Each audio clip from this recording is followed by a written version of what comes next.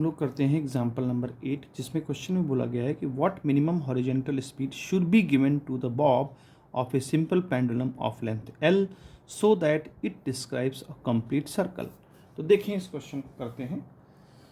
यानी कि हमें पेंडुलम दिया गया है और वो पेंडुलम जो है स्ट्रिंग से बॉब बंधा होगा। मान लीजिए यहाँ पर ऐसे बंधा हुआ है और यहाँ पर इनिशियली हम कुछ स्पीड ले लें v0। इसको हमें कितनी स्पीड देना चाहिए कि ये पूरा एक सर्कल कंप्लीट कर ले, वर्टिकल सर्कल कंप्लीट कर ले। तो देखें, अगर मान लीजिए यहाँ पहुँच गया तो फिर वर्टिकल सर्कल कंप्लीट कर लेगा। तो यहाँ मान लीजिए इसकी स्पीड v है। अच्छा, अब ध्यान से समझिए, चूँकि ये सर्कुलर मोशन है तो यहाँ पर हम law of conservation of energy को अप्लाई कर सकते हैं। तो अगर हम यहाँ देखें तो अगर ये हम रेफरेंस फ्रेम और रेफरेंस ले लें ग्राउंड लेवल का, तो यहाँ पर पोटेंशियल एनर्जी क्या होगी? ज़ीरो। तो यहाँ पोटेंशियल एनर्जी कितनी है? ज़ीरो। प्लस काइनेटिक एनर्जी कितनी है? Half mv0 square. और ये क्वेश्चन नंबर 8 है। इक्वल यहाँ आ जाते हैं। अब चूंकि ये लेंथ l है तो यहाँ भी जब जाएगा तो ये भी लेंथ l होगी। अब जब यहाँ पहुँच गया तो मान लीजिए उसकी स्पीड जो है v है, तो हाफ mv स्क्वायर और प्लस mg, और हाइट क्या हो जाएगी? h। ये पूरी 2l हो जाएगी। अब देखिए m से m हर जगह से कैंसल आउट हो जाएगा, तो क्या बनेगा यहाँ? v0 square by 2 v square by 2 plus 2gl। अब 2 हम यहाँ से हटा देते हैं तो v स्क्वायर प्लस 4gl आ गया। ये हमारी वेलोसिटी आ गई जो हमको इनिशियल वेलोसिटी हमने निकाल ली, जो कि यहाँ से स्टार्ट से चला है। अब देखिए, चूँकि ये डोर से बंधा हुआ है तो जब ये ऊपर जाएगा तो इसको सर्कुलर मोशन करना है। देखिए, आप जानते हैं कि सर्कुलर मोशन में सेंट्रीपिटल फोर्स ज़रूरी होता है। अगर सेंट्रीपिटल फोर्स है तभी वो सर्कुलर मोशन कर सकता है। तो इस पॉइंट पर अगर हम ये देखें कि डोरी में अगर देखा जाए तो डोरी में तनाव का किस डायरेक्शन में होगा? तनाव नीचे की तरफ होगा। और चूंकि ये बॉब है, इसका मास m है, तो वेट भी नीचे की तरफ काम करेगा। तो इस पॉइंट पर हम फोर्स लगाते हैं FBD के हिसाब से। तो T और mg दोनों एक ही डायरेक्शन में हैं, तो T प्लस mg हो गया।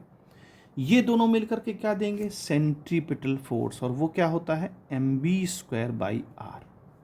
ये सेंट्रीपिटल फोर्स होता है।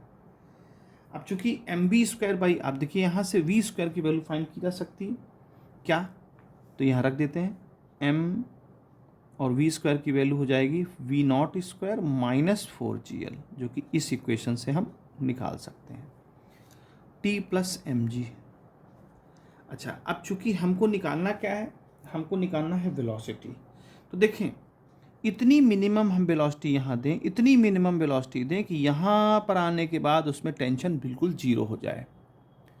ये थ्योरी में भी पढ़ाया जाता है 11th-12th में, कि यहाँ पर 11th पढ़ाया जाता है कि यहाँ पर आने के बाद अगर डोरी में तनाव शून्य हो जाए, यानी टी अप्रॉक्स 0 के बराबर हो जाए, तो पार कर ले जाएगा।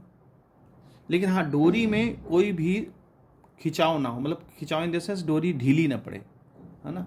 तो डोरी ढीली ना पड़े तो उस वक्त टेंशन जो है हमें ज़ीरो करना होगा मिनिमम स्पीड लाने के लिए। इतना मिनिमम स्पीड हो, इतना देखिए, मैक्सिमम तो कुछ भी हो सकती है। मैक्सिमम होगी तो डोरी में टेंशन होगा, लेकिन इतनी मिनिमम स्पीड हो, इतनी मिनिमम स्पीड हो कि ये पार कर जाए सर्कुलर पार्ट और यहाँ टेंशन जीरो हो जाए।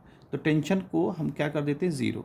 तो क्या हो जाएगा? mg is equal to m/r v0 square minus 4gl। अब इसको सॉल्व करना है, तो सॉल्व करने के लिए क्या करेंगे? हम मल्टीप्लाई कर दें यहाँ से, m r उधर भेज दें, तो r mg। अच्छा, r यहाँ पर पता है क्या? l है, वो r नहीं है बिल्कुल, चूँकि mv स्क्वायर बाई r हम ऐसे लेते हैं हर बार, तो r की जगह हम l कर लें ना। यहाँ r l के इक्वल है, तो ये l हो जाएगा lmg, ये r l है, तो ये हो जाएगा mv0 स्क्वायर माइनस 4mgl। अच्छा, अब ये इधर आएगा तो क्या बन जाएगा? 5mgl is equal to mv0 square. अच्छा, v से v सब जगह कैंसिल आउट कर दें तो क्या बन जाएगा? ये v0 square is equal to 5gl। हमें वेलोसिटी निकालनी थी तो v की वैल्यू हो जाएगी √5GL। ये हमारा आंसर होगा। इतनी मिनिमम स्पीड हमको देनी होगी, तब ये पूरा सर्कुलर पाथ बना पाएगा।